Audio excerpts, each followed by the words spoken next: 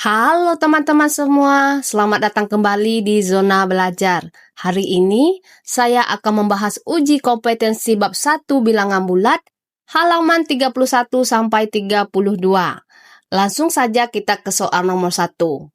Yang A, urutkan suhu berikut dari yang paling dingin. Teman-teman, untuk mengurutkan suhu dari yang paling dingin, kita mulai dari bilangan yang nilainya paling kecil. Semakin kecil nilainya, maka suhunya semakin dingin. Nah, bilangan negatif lebih kecil daripada bilangan positif. Di antara bilangan negatif yang angkanya paling besar, justru nilainya paling kecil. Jadi urutannya adalah negatif 13 derajat Celcius, negatif 8 derajat Celcius, negatif 3 derajat Celcius, 5 derajat Celcius, kemudian 10 derajat Celcius. Yang B, urutkan suhu berikut dari yang paling panas. Teman-teman, karena diminta mengurutkan dari yang paling panas, berarti kita mulai dari bilangan yang paling besar. Urutannya adalah 30 derajat Celcius, 21 derajat Celcius, 0 derajat Celcius, negatif 6 derajat Celcius, kemudian negatif 15 derajat Celcius. Oke teman-teman, sekarang kita lanjut ke soal nomor 2. Perhatikan rincian buku tabungan dari Haris berikut. Jawablah pertanyaan berikut. Yang A, berapakah total jumlah uang tabungan Haris pada bulan Februari?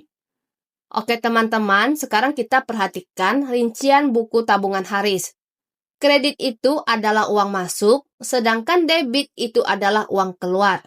Jadi sekarang kita hitung saldo dari bulan Januari dulu.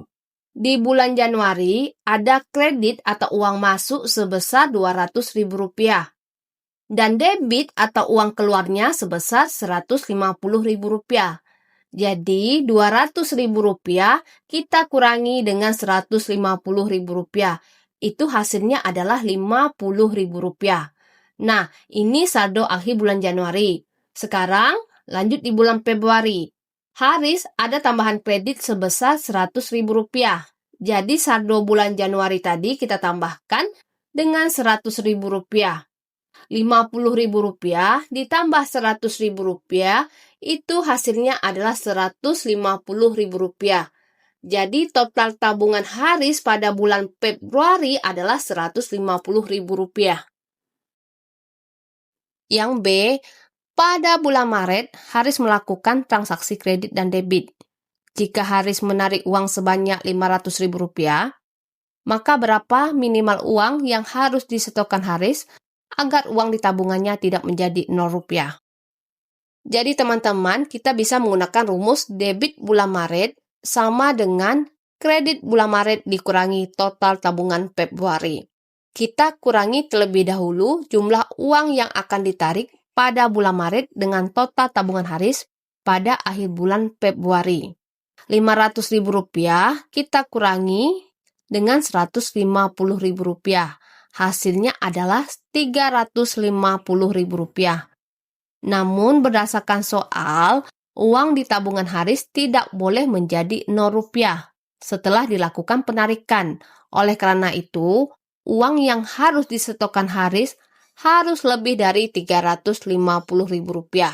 Sehingga setelah menarik Rp500.000, masih ada sisa uang di dalam tabungannya.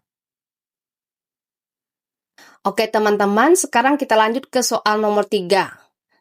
Perubahan iklim menyebabkan perubahan cuaca yang ekstrim. Di suatu kota terjadi perubahan suhu yang drastis pada waktu tertentu. Jawablah pertanyaan berikut dan jelaskan jawaban kalian. Yang A, jika suhu sekarang adalah 0 derajat Celcius, berapa suhu 3 jam kemudian? Jika tiap jamnya suhu bertambah 2 derajat Celcius. Teman-teman, kalau tiap jam bertambah 2 derajat Celcius dan terjadi selama 3 jam, berarti total pertambahannya adalah 3 dikali 2 derajat Celcius. Itu sama dengan 6 derajat Celcius. Karena suhu sekarang adalah 0 derajat Celcius, jadi 0 derajat Celcius kita tambah dengan 6 derajat Celcius. Itu sama dengan 6 derajat Celcius. Yang B, Jika suhu sekarang adalah 0 derajat Celcius, berapa suhu 4 jam kemudian jika tiap jamnya terjadi penurunan suhu sebanyak 3 derajat Celcius? Nah, teman-teman, kalau yang ini penurunannya. Kalau tiap jam turun 3 derajat Celcius selama 4 jam, berarti total penurunannya adalah 4 dikali 3 derajat Celcius. Itu sama dengan 12 derajat Celcius. Karena suhu sekarang adalah 0 derajat Celcius dan terjadi penurunan, maka 0 derajat Celcius kita kurangi dengan 12 derajat Celcius. Itu sama dengan negatif 12 derajat Celcius. Oke teman-teman, sekarang kita lanjut ke soal nomor 4. Kapal selam dapat menyelam hingga ke dasar laut. Kapal selam dapat bergerak hingga kedalaman 180 meter di bawah permukaan laut dalam waktu 3 jam. Jawablah pertanyaan di bawah ini. Yang A, gambarkan ilustrasi posisi kapal selam pada kedalaman 180 meter di bawah permukaan laut dengan garis bilangan. Teman-teman, untuk menggambarkannya, kita gunakan garis bilangan vertikal. Karena permukaan laut itu adalah titik acuannya, maka kita letakkan angka 0 di permukaan laut sebagai titik awal. Nah, karena kapal selam berada di bawah permukaan laut, maka posisinya kita tulis dengan bilangan negatif. Karena kedalamannya adalah 180 meter, jadi posisinya kita tandai di angka negatif 180 pada garis bilangan. Jadi ilustrasinya adalah titik 0 untuk permukaan laut dan titik negatif 180 untuk posisi kapal selam.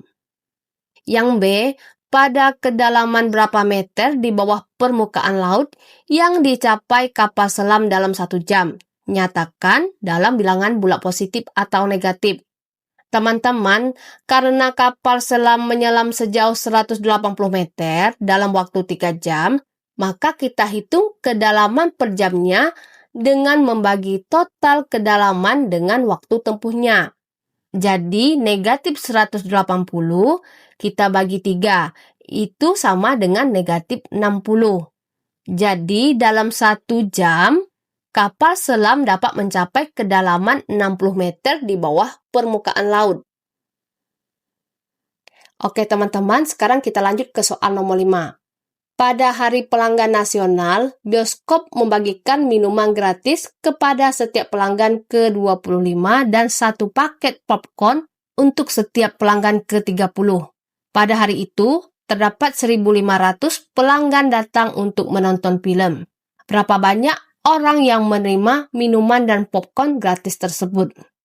Untuk mencari tahu berapa banyak orang yang menerima minuman dan popcorn gratis tersebut, kita perlu mencari KPK dari 25 dan 30. Pertama, kita cari faktorisasi prima dari 25. 25 dibagi 5 itu hasilnya 5. Jadi faktorisasi prima dari 25 adalah 5 dikali 5, atau bisa kita tulis 5 pangkat 2. Kemudian kita cari faktorisasi prima dari 30. 30 dibagi 2 itu 15. 15 dibagi 3 itu 5.